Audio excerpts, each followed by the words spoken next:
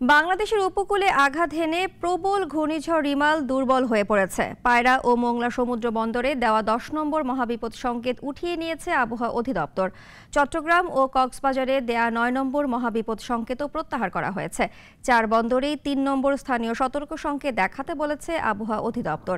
বেলা 11টায় আবহাওয়া অধিদপ্তরের পরিচালক মোহাম্মদ আজিজুর রহমান এক সংবাদ সম্মেলনে রিমালের দুর্বল হয়ে যাওয়ার তথ্য জানান। বলেন, রিমাল এখন স্থলগভীর নিম্নচাপ হিসেবে যশোর ও এর কাছাকাছি আছে।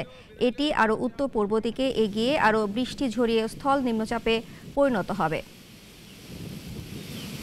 এখনই এটার প্রভাব যশোরে থাকলেও ঢাকার উপরে তার অংশ আছে, কিন্তু কেন্দ্রটা যখন আবার এই দিকে অগ্রসর হবে আর একটু বাড়বে বাতাসের গতি, হয়তো এখন এই 20, 30, 40 এর মধ্যে সীমাবদ্ধ থাকবে। এখন আর বৃদ্ধি পাওয়ার কোনো সুযোগ নেই। একমাত্র ওয়ালটন এসি দিচ্ছে 1 বছরের রিপ্লেসমেন্ট গ্যারান্টি এবং কম্প্রেসরের 10 বছরের গ্যারান্টি।